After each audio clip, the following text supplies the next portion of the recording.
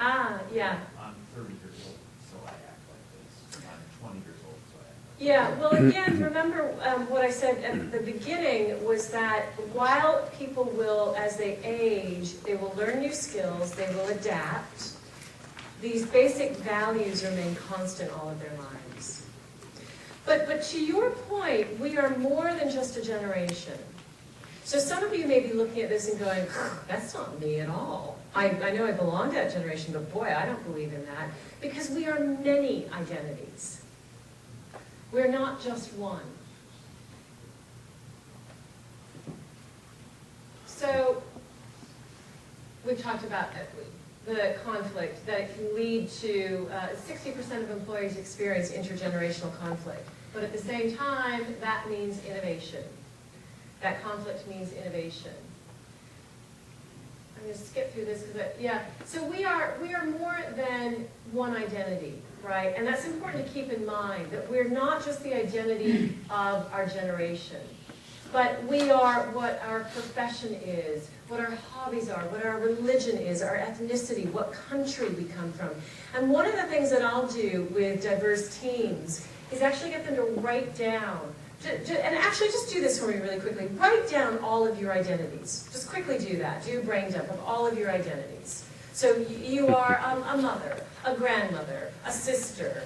You are a dancer, a yoga enthusiast. You are a CFO. You are a father. Just quickly write all of this down. You are an Irish American. You are a Hispanic American. You are an African American. You are an Indian American. You are a Catholic. You are a Jew. You are a Buddhist. Write all of this down.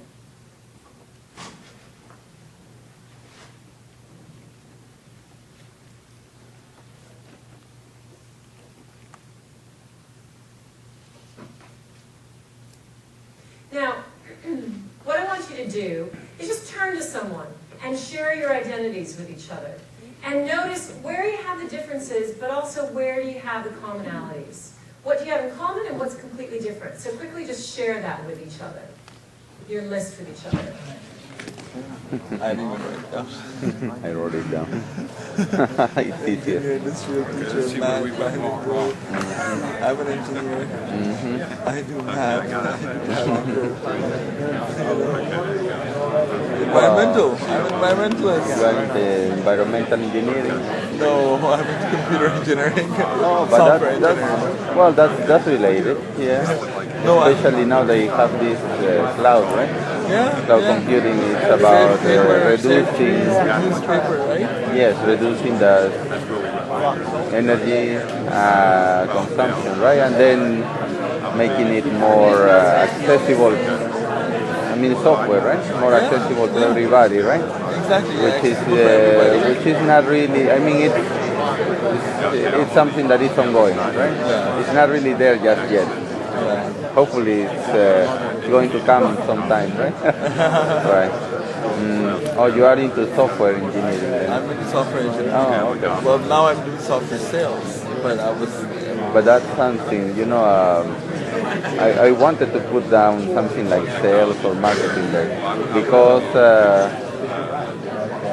I mean, my background is not in sales or marketing, but I'm becoming more and more interested in sales and marketing. Really? For business.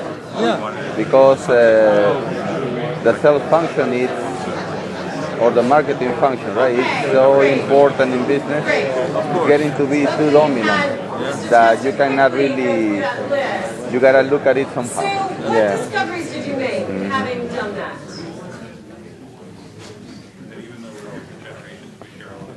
Okay, great. So even though you're different generations, there's a lot that you share in common. Great, great. Anyone else have that experience, talking cross-generationally? Yeah. Well, anything else that you noticed from having done a simple exercise? Yes. I think that the thing that's lost in translation is like what generation your parents were in. like, Okay. I'm a wire, but my parents were older in the war generation, so I was brought up with values different than those millennials. Great, absolutely. So it's never so simple as I'm a wire. Oh, right, you're a wire, which means you are X, Y, Z, right? Because we make those assumptions about each other. Excellent, great point. And yes, Kind of backed up when you had all the generations up before. Each generation was a reflection, an opposite of one before. yes, And that's where you get learning from your parents. Yes. They're like one generation removed. so great point as well, because you can, in your generation might reflect rebellion against the values and the world perspective that your parents had, but it also they might have instilled a lot of their values in you. So you're going to get both. Yes? How much does education play in this, in the sense that I've got a father-in-law and a father who were basically grown up in the same time frame that my father-in-law was educated, went to college, but my father didn't. Yes. Completely different perspective. Completely. Yes. Yeah. And again, to that point, we are more than just one identity.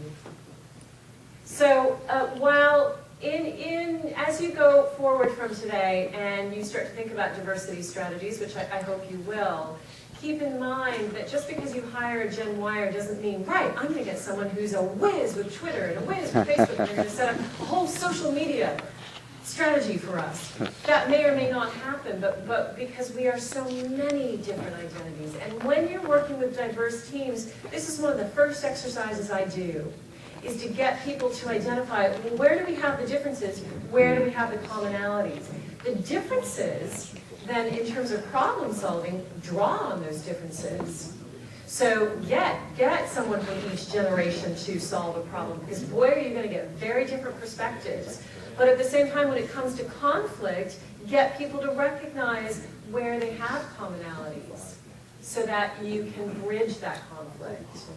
And education is a huge one for many people. But then again, you could have someone who didn't go on to a college education and still has that perspective because they are lifelong learners as well. Right? So if you look at someone like Bill Gates, Steve Jobs, they didn't have college educations, but lifelong learners and innovators. Yes? You talk about the war generation coming back into the workforce. Yes. Is it kind of the same situation as the men and the women that you talked about earlier, that people are bringing in these war generation people because they want to work so they can pay them less? I'm not quite clear what you're asking me. So, they want to bring the war generation so they can pay them less. People who are bringing Sure, yeah, because many of the war generation are coming back part-time or even on a volunteer basis. So, and companies are